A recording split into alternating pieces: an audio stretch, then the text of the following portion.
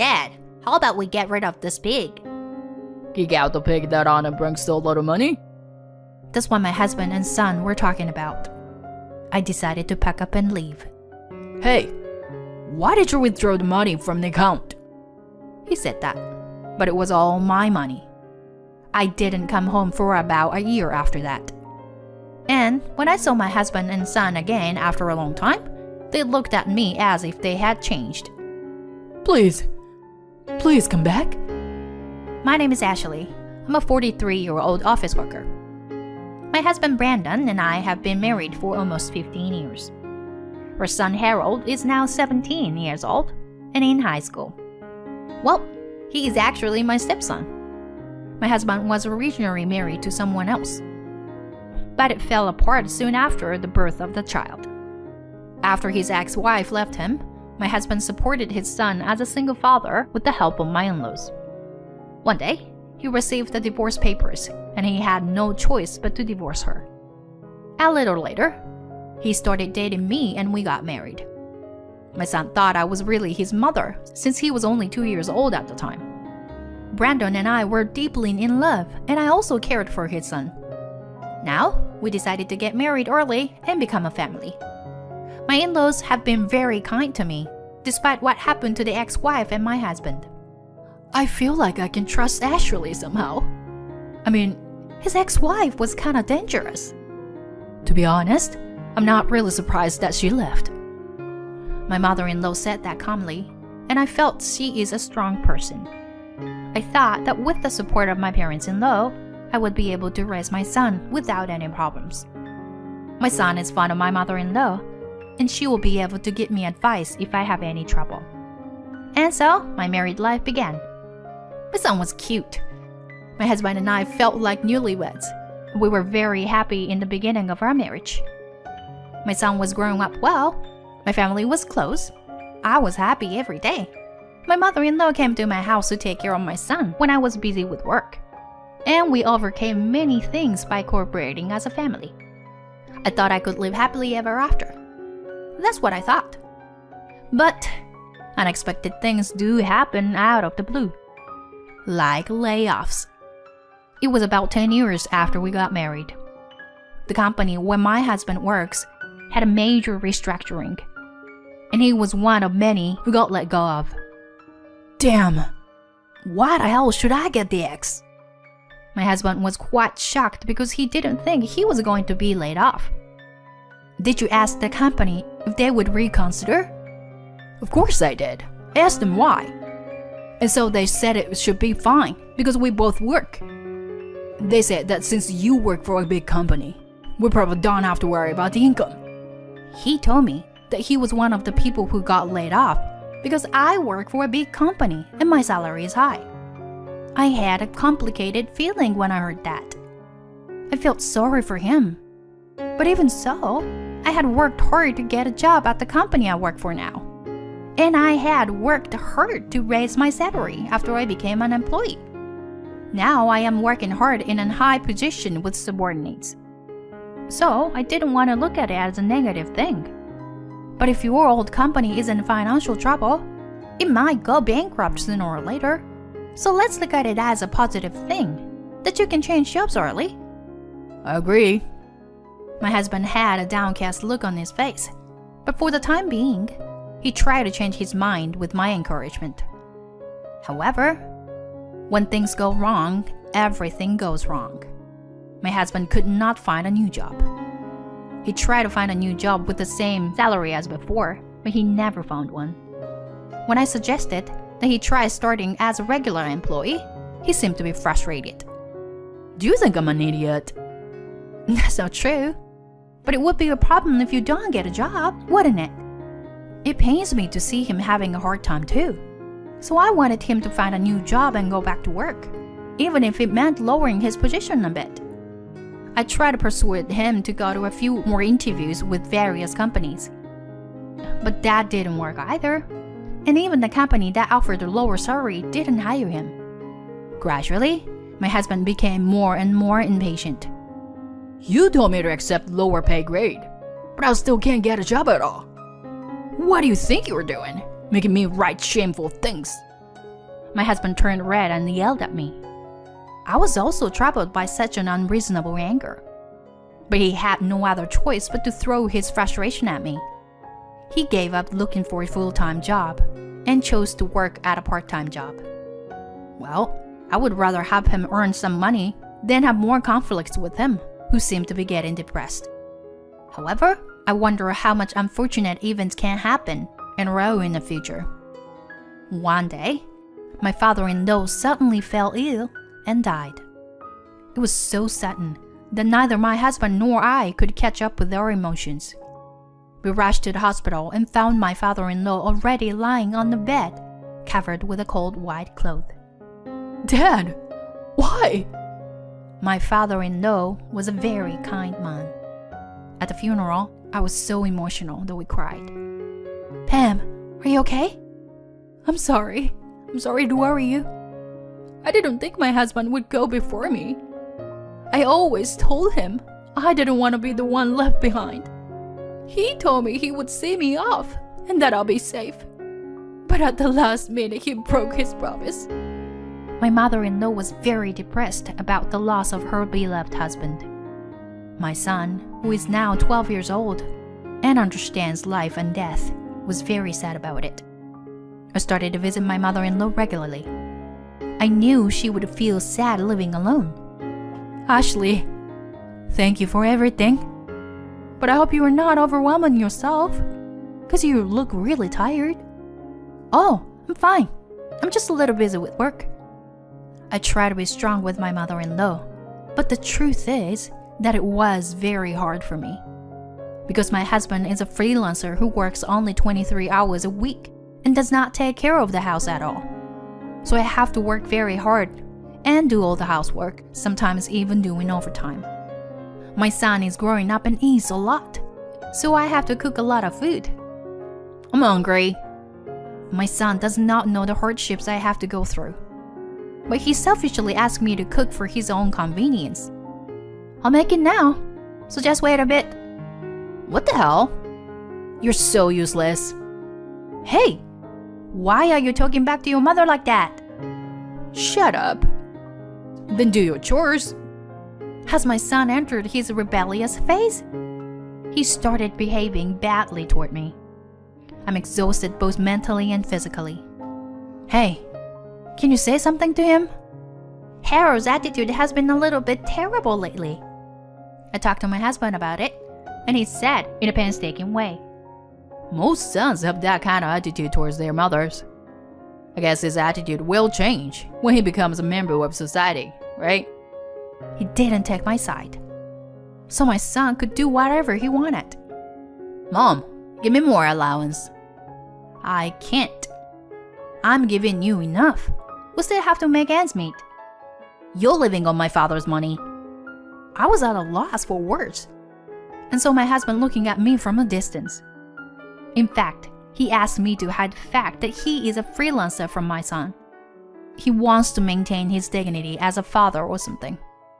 I don't mind it, but it's important to him. However, I thought that it surely has an influence on my son when I hear such a statement from him. My mother, who works part-time and has a low income, is not much different from me. When I'm in high school and have a part-time job, I'll be able to make as much money as you do. My son said that and didn't listen to me at all. I was getting more and more stressed, and it showed in my health. I couldn't eat with my son and husband, who eat a lot because I had to cook for them first. So I fed them both and then ate my share. This meant that I had to eat a little later at night, and the stress made me gain weight easily. I found myself gaining 2 pounds, 5 pounds, and then 20 pounds in 6 months. I wasn't fat, but I was a little plump. But my son and husband started to tease me, calling me a pig. You have no self-control. Mom, please don't come to my class. It's embarrassing. My son became more and more brash in junior high, and it was my husband's fault. Hey, why do you have the latest gaming console? I got it for him because he asked for it. Where did you get the money? I took it out of our shared account. Why did you do that? What do you care? It's our money. And as his father, it's my way of bonding with him. Buying him things is how you bond with your kid? What kind of thinking is that? Shut up. If we play games together, we're spending quality time together, right? Don't make a big deal out of it. What you should care about is your own body shape. After that, my husband bought something for my son whenever he asked for it. Because he begged me but I didn't buy him anything, my son started to beg my husband all the time. My son's begging made my husband feel better, and he would buy him anything he wanted. But the money came from our shared account. He has been putting some of the money into the account, but it is running out at a tremendous pace. And it seems that even the money I am putting into the account will be used up if I don't do something. When my son became a high school student, my husband bought him expensive wallets and brand name clothes. Probably to lie to my son. If we bought him more expensive things, he would not think that he was a freelancer. However, the money that my husband has in our joint account is running low. I am covering all the living expenses. My husband is completely lacking in this area, but he still buys things for our son with the money in the shared account. This is how he manages his money. He has no intention of bringing more money into the house. My father-in-law passed away a few years ago, and my mother-in-law passed away last year. My husband received his share of the inheritance at the time of their passing, but to be honest, it was not that much. So if my husband continued to spend money at the rate he is now, the money will eventually run out. My son will also want to go to college, so he will have to pay for it. I was very worried if we would be able to make it under such a situation. It was at that time. One day, my son said he wanted a watch that cost several $100s for his birthday. A high school student should not have to carry such a thing. And yet, my husband says, Alright. Buy one for yourself too, Dad. Let's get the same brand for both of us. I've reached the end of my patience. Enough! Why would a high school student wear such an expensive thing? Don't waste your money.